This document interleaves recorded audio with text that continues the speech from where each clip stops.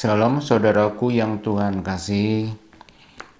Di dalam renungan ini, marilah kita merenungkan satu kebenaran firman Tuhan, yaitu kepenuhan hidup dalam Kristus.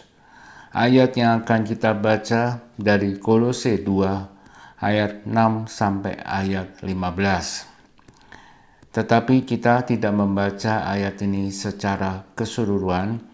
Kita hanya membaca ayat 6, 8, dan 10.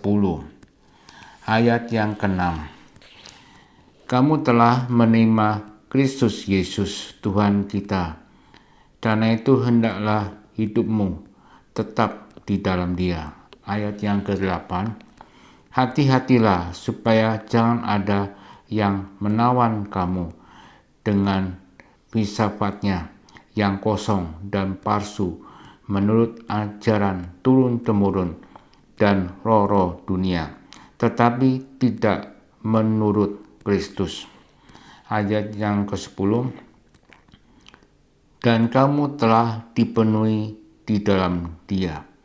Dialah kepala semua pemerintahan dan penguasa. Saudaraku yang Tuhan kasih, berbicara tentang kepenuhan hidup di dalam Kristus, Rasul Paulus menasihati, hendaklah hidupmu tetap di dalam Dia. Arti dari kata tetap di sini berarti tidak berubah dan konsisten. Untuk dapat tidak berubah, kita harus berakar di dalam Tuhan dan dibangun di atas Dia. Seperti sebuah pohon tetap kokoh apabila akarnya tertanam di dalam tanah. Semakin akar itu tertanam di dalam tanah, semakin kuat tanaman itu. Hal ini memberitahukan kepada kita, kalau akar selalu masuk ke dalam tanah dengan tujuan untuk membangun dasar yang kuat. Begitu juga dengan kehidupan kita sebagai orang Kristen. Hidup kita senantiasa mendekat kepada Tuhan. Kita diibaratkan seperti pohon yang ditanam di tepi aliran air. Pohon itu tetap kokoh meskipun diterpa oleh angin.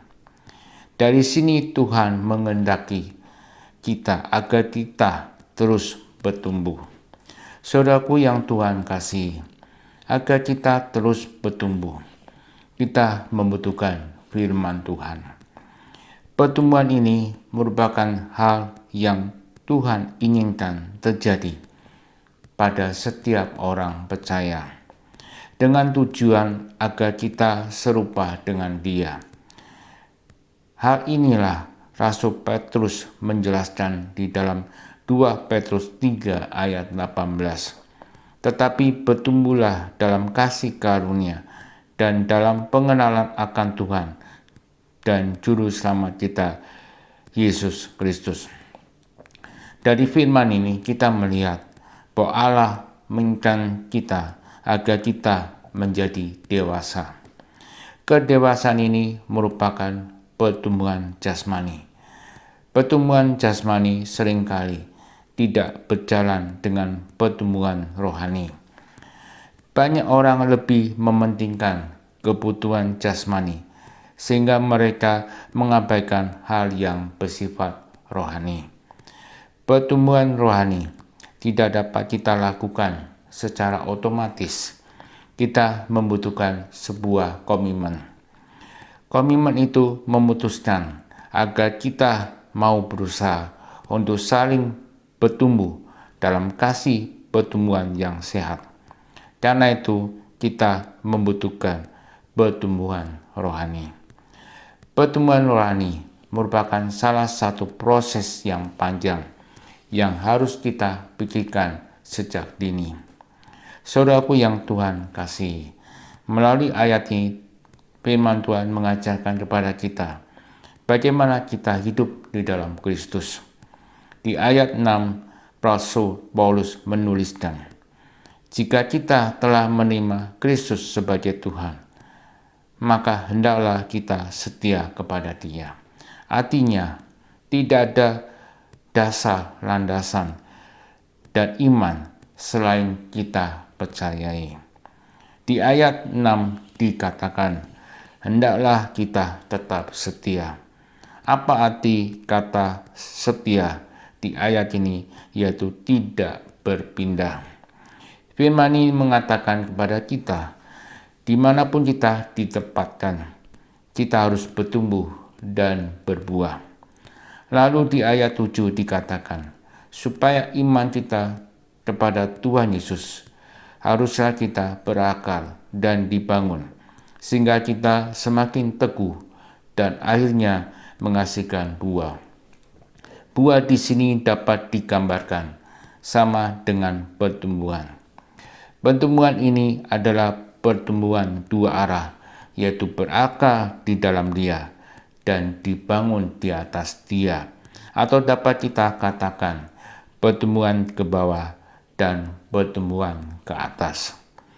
Kedua pertumbuhan ini harus seimbang. Kalau tidak, jika ada badai lalu menepah pohon itu, maka pohon itu akan tumbang.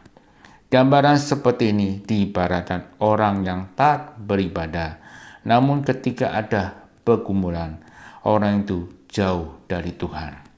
Saudaraku yang Tuhan kasih, inti dari pengajaran hari ini adalah, jika kita sudah bertumbuh ke arah Kristus, lalu kita berakar dan dibangun di atas Dia, maka kita menjadi orang Kristen yang teguh. Orang Kristen seperti itu adalah orang yang tidak dapat diombang-ambingkan.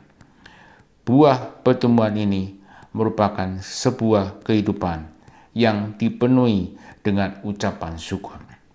Ucapan syukur ini merupakan tanda dan iman kita kepada Tuhan. Ucapan syukur ini juga memiliki sebuah makna dan ketulusan dalam menyatakan kehendak Tuhan. Saudaraku yang Tuhan kasih, marilah kita hidup bertumbuh ke arah Kristus dengan cara tetap tinggal dalam pengajaran yang berpusat kepada Kristus. Sebagai pedoman kita untuk bertumbuh itu adalah firman Tuhan. Maka dari itu, kebenaran firman Tuhan akan kita dapatkan hanya di dalam Kristus. Kiranya Roh Kudus akan menolong kita. Amin.